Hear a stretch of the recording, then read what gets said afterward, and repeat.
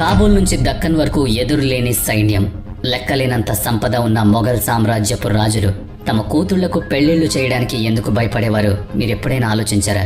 అక్బర్ నుంచి ఔరంగజేబ్ వరకు ఎంతో మంది పవర్ఫుల్ మొఘల్ రాజులు తమ కూతుళ్లకు జీవితాంతం పెళ్లి చేయకుండా ఎందుకుంచారు? ఇది ఏదో ఒక క్రూరమైన రాజు తన కూతుళ్లను బంధించి వాళ్ల స్వేచ్ఛను లాక్కున్న కథ కాదు. ఇది జియోపాలిటిక్స్, పవర్ కోసం ఆశ మరియు సర్వైవల్ కు సంబంధించిన కథ. ఇక్కడ జరిగే ఒక చిన్న పొరపాటు మొత్తం సామ్రాజ్యాన్ని లాక్కుంటుంది, నాశనం చేస్తుంది. అసలు అక్బర్ నామాలో రాజుల కూతుళ్లకు పెళ్లిళ్లు చేయకూడదని ఏదైనా చట్టం రాసుందా? మొఘల్ రాజులు తమ సింహాసనాన్ని కాపాడుకోవడం కోసం కన్న కూతుళ్ల సంతోషాన్ని బలి తీసుకున్నారా? లేదా దీని వెనక ఇంకేదైనా కారణం ఉందా? పదండి చూద్దాం. మొఘల్ హిస్టరీని గమనిస్తే మనకు ఒక ప్యాటర్న్ కనిపిస్తుంది. నెమ్మదిగా రాజకుమార్తెలకు పెళ్లిళ్లు చేయడం ఆగిపోతాయి. ముఖ్యంగా అక్బర్ తర్వాత ఈ పెళ్లిళ్లు దాదాపు లేవు. అలాగని ప్రతి మొఘల్ రాజకుమార్తె జీవితాంతం పెళ్లి చేసుకోకుండానే ఉండిపోయిందని కాదు. బాబర్ కూతురు గుల్బదన్ బేగంకు తన కజిన్ ఖిజర్ ఖ్వాజా ఖాన్తో పెళ్లి జరిగింది. అలాగే హుమాయూన్ కూతురు బక్షీ బేగంకు ముందు ఇబ్రహీం మిర్జాతో, అతను చనిపోయాక మిర్జా ఫఫుద్దీన్ హుసేన్తో పెళ్లి జరిగింది. అక్బర్ పెద్ద కూతురు కూడా సఫీ వంశానికి చెందిన మిర్జా ముజఫర్ హుస్సేన్తో పెళ్లి జరిగింది. కానీ ఆ తర్వాత అక్బర్ తన మిగతా కూతుళ్లకు పెళ్లిళ్లు చేయడం మానేశాడు. నిజానికి ఈ మార్పు రాత్రికి రాత్రే రాలేదు. అక్బర్ తన కూతుళ్ల పెళ్లిళ్ల మీద ఏదైనా కఠిన రూల్ పెట్టుకున్నాడా, బ్యాన్ చేశాడా? కానీ ఆ కాలం నాటి పర్షియన్ రికార్డ్స్ అయిన అబుల్ ఫజల్ రాసిన అక్బర్ నామాలో అలాంటి ఆర్డర్ లేదా చట్టం ఎక్కడా కనిపించలేదు. ఇదేదో నియంతృత్వంతో తీసుకున్న నిర్ణయం కాదు, చాలా ఆలోచించి నెమ్మదిగా అమలు చేసిన ఒక డైనాస్టిక్ స్ట్రాటజీ. మొఘలులు తమ సంచార జీవితాన్ని వదిలేసి ఇండియాలో ఒక పర్మనెంట్ అండ్ గ్రాండ్ ఎంపైర్ను నిర్మించిన సమయం అది. తమ పవర్ను కాపాడుకోవడానికి వాళ్లకు కొత్త దారులు వెతకాల్సి వచ్చింది.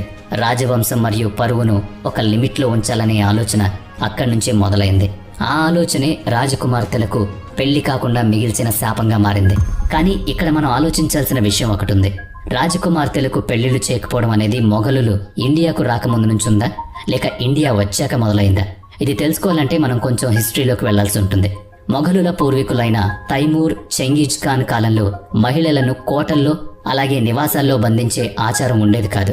ఆనాటి టర్క్ మరియు మంగోల్ సమాజంలో మగవాళ్లతో సమానంగా ఆడవాళ్లకు కూడా ఫ్రీడమ్ ఉండేది.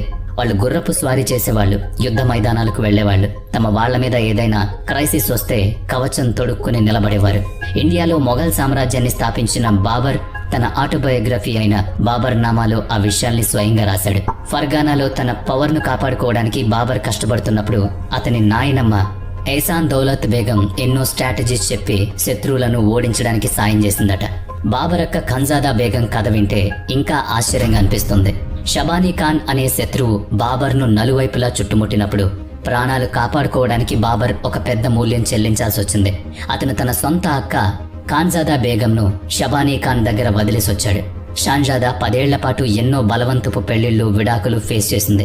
కానీ ఆమె తిరిగి తన తమ్ముడి దగ్గరికి వచ్చినప్పుడు సొసైటీ కానీ బాబర్ కానీ ఆమెను దూరం పెట్టలేదు.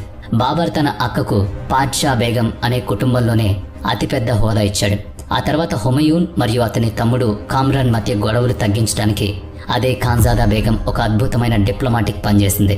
మరి మొఘల్ మహిళలకు అంత రెస్పెక్ట్, సమానత్వం ఉన్నప్పుడు ఇండియాలో వాళ్ళ పెళ్లిళ్లు ఎందుకు ఆగిపోయాయి?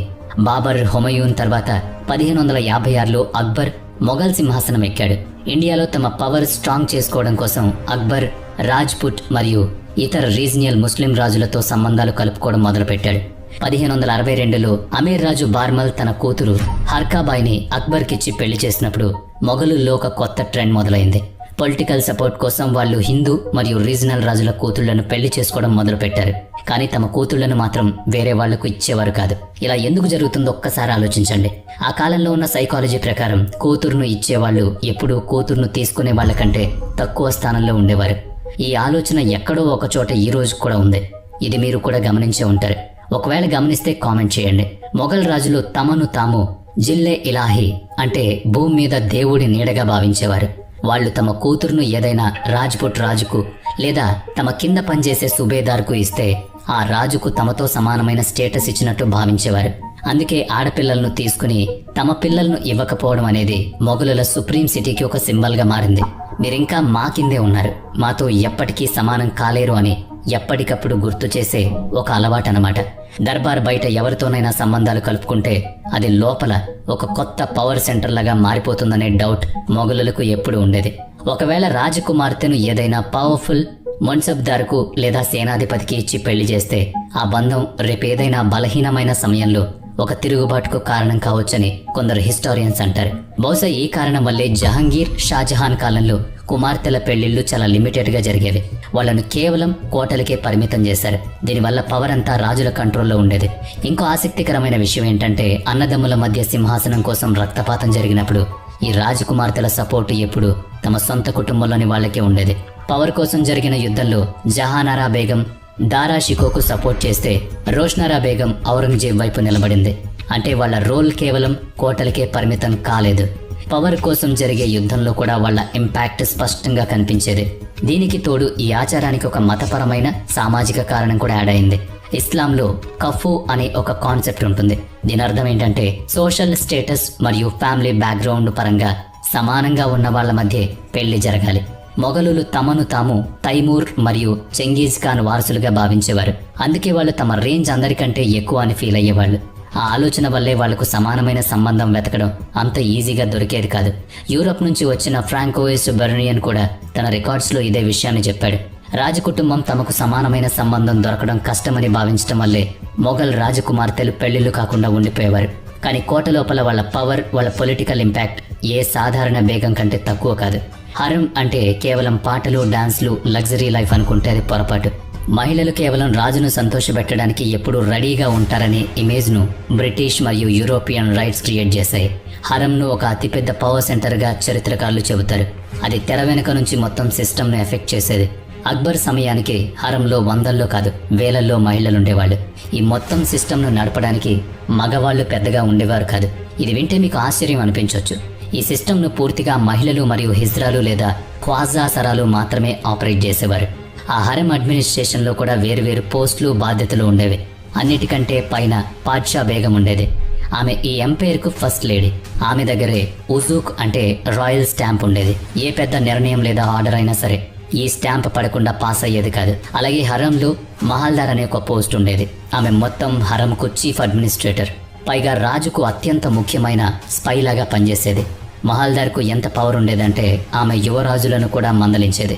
అలాగే అకౌంట్స్ చూసుకోవడానికి హవాల్దార్ ఉండేవాడు. హరం సెక్యూరిటీ కోసం కూడా మహిళలే ఉండేవారని హిస్టారియన్స్ చెబుతున్నారు.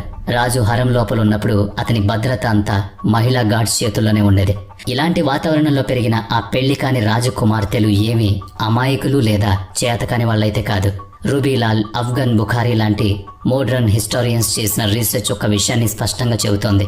పెళ్లి చేసుకునే పిల్లల్ని కానీ ఫ్యామిలీ లైఫ్ లీడ్ చేసే బేసిక్ రైట్ను వాళ్లకు దూరం చేసినప్పుడు వాళ్ళు ఆ ఎనర్జీ మొత్తాన్ని వేరే వైపు మళ్లించేవారు. ఆ మహిళలు తమ ఫోకస్ అంతా పవర్, పాలిటిక్స్, బిజినెస్ మరియు ఆర్కిటెక్చర్ మీద పెట్టేవారు. వాళ్ళు తెర వెనుక ఉండి మొత్తం ప్రపంచాన్ని తమ కనుసన్నల్లో నడిపించారు. షాజహాన్కు అత్యంత ఇష్టమైన కూతురు జహానారా బేగం దీనికి అతిపెద్ద ఎగ్జాంపుల్. 1631లో వాళ్ళమ్మ ముంతాజ్ మహల్ చనిపోయినప్పుడు కేవలం 17 ఏళ్ల వయసులో జహానారాను పాడ్షా బేగంగా చేశారు. ఆ రోజుల్లో ఆమె శాలరీ ఎంత ఉండేదో మీరు ఊహించగలరా? జహానారా బేగంకు సంవత్సరానికి 6 లక్షల రూపాయలు వజీఫా దొరికేది. షాజహాన్ దాన్ని మరింత పెంచి 10 లక్షలు చేశాడు. ఇక ఔరంగజేబ్ సింహాసనం ఎక్కాక తన సొంత అక్క శాలరీని సంవత్సరానికి 17 లక్షల రూపాయలుగా చేశాడు. దీనికి తోడు అప్పట్లో మొఘల్ సామ్రాజ్యంలో అత్యంత రిచ్ పోస్ట్ అయిన సురత్ నుంచి రెవెన్యూలో చాలా భాగం నేరుగా జహానారాకే వెళ్లేది. రాజకుమార్తెలు కేవలం కోటలో కూర్చుని ఆ వజీఫాతోనే బ్రతికేలేదు. వాళ్ళు ఒక కార్పొరేట్ బాస్ లాగా బిజినెస్ చేసేవాళ్ళు. వాళ్లకు సొంతంగా పెద్ద పెద్ద షిప్స్ ఉండేవి. మొఘల్ మహారాణులకు రహీమి అనే ఒక షిప్ ఉండేది. దీని బరువు 1200 టన్నుల కంటే ఎక్కువ. ఈ షిప్ మసాలాలు, బట్టలు, నీలిమందు తీసుకుని రెడ్ సీ అంటే ఎర్ర సముద్రం పోర్ట్ వరకు వెళ్లేవి. డచ్ మరియు బ్రిటిష్ ఈస్ట్ ఇండియా కంపెనీలతో వర్తకాలు చేసేవాళ్ళు. కానీ కాలం ఎప్పుడు ఒకేలా ఉండదు కదా. ఔరంగజేబ్ పాలన వచ్చేసరికి ఈ నో మ్యారేజ్ పాలసీలో చాలా తెలివిగా ఒక మార్పు చేశారు. ఔరంగజేబ్ పక్కా సున్నీ ముస్లిం. ఇస్లాం ప్రకారం జీవితాంతం పెళ్లి చేసుకోకుండా ఉండడం కరెక్ట్ కాదని అతనికి తెలుసు. దానికి తోడు అతని కుటుంబంలో పొలిటికల్ ప్రాబ్లమ్స్ కూడా చాలా పెరుగుతున్నాయి. అందుకే తన మతపరమైన ఆలోచనలను జియోపొలిటికల్ ప్లానింగ్ ను కలిపి ఒక కొత్త దారి వెతికాడు. ఔరంగజేబ్ తన కూతుళ్లకు, మేనకోడళ్లకు పెళ్లిళ్లు చేశాడు. కానీ ఆ పెళ్లిళ్లు బయట వాళ్లతో చేయలేదు. సింహాసనం కోసం జరిగిన యుద్ధంలో తను ఓడించి చంపేసిన తన సొంత అన్నదమ్ముల కొడుకులతోనే చేశాడు. ఆ నిర్ణయం కేవలం ఒక ప్లాన్ మాత్రమే కాదు, మతపరమైన నియమాలు, ఫ్యామిలీ బ్యాలెన్స్, పొలిటికల్ సెక్యూరిటీలకు సంబంధించిన ఒక పర్ఫెక్ట్ కాక్టైల్ లాంటిది. ఎగ్జాంపుల్కు ఔరంగజేబ్ తన కూతురు జుబ్దుత్ ఉన్ నిసాకు సిపిహిర్ షికోతో పెళ్లి చేశాడు.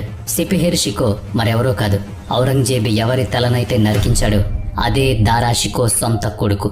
ఇది చాలా భయంకరమైన మాకియావెల్లీ స్ట్రాటజీ. ఇలా చేయడం ద్వారా ఔరంగజేబ్ తన శత్రువులను చాలా వరకు తన కంట్రోల్లోనే ఉంచుకున్నాడు. బ్లడ్ లైన్ ప్యూరిటీని కూడా కాపాడుకున్నాడు.